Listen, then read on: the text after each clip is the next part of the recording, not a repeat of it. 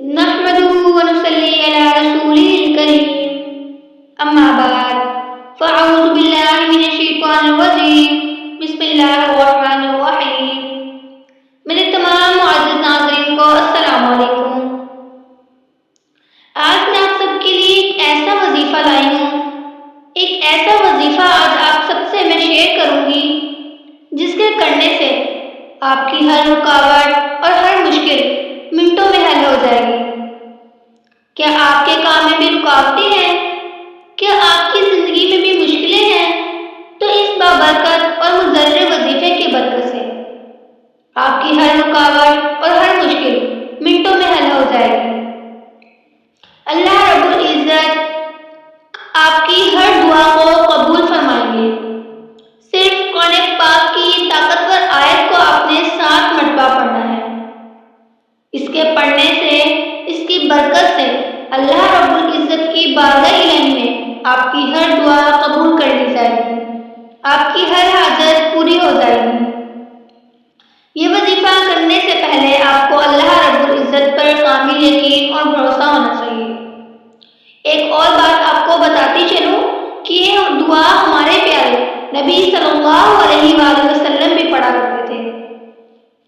یہ دعا صرف قرآن پاک کی ایک آیت ہے جس کو آپ نے صبح شام 7 مرتبہ پڑھنا ہے. پڑھنے سے پہلے آپ نے 5 وقت کی خشوع خضوع سے نماز ادا کرنی ہے.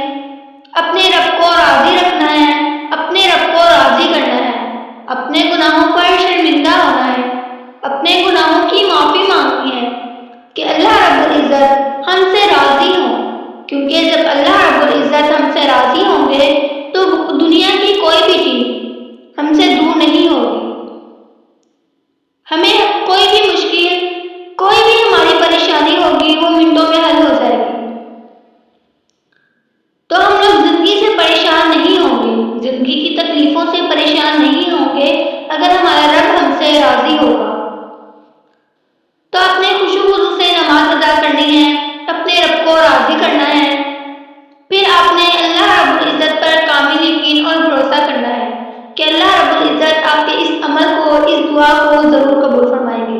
آپ کی کوئی بھی حاجت ہے، کوئی کام شروع کرنے لگے ہیں اس میں رکاوٹ ہو جاتی ہے، کوئی کاروبار شروع کرنا ہے، یا کوئی بھی آپ کی مشکل حاجت ہے، کوئی دعا ہے، کسی بھی قسم کے لیے آپ نے یہ عمل کرنا ہے، تو اس عمل کے لیے آپ نے اول آ کے 7 مرتبہ یہ دعا پڑھ لیں.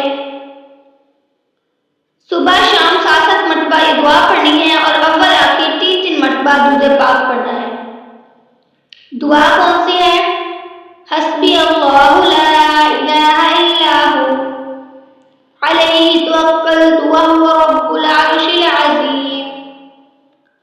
اس دعا کو نبی کریم صلی اللہ علیہ وآلہ وسلم بھی پڑھا کرتے تھے، تو آپ نے بھی اس دعا کو پڑھنے کا اہتمام فرمانا ہے، اس دعا کو پڑھا کرنا ہے.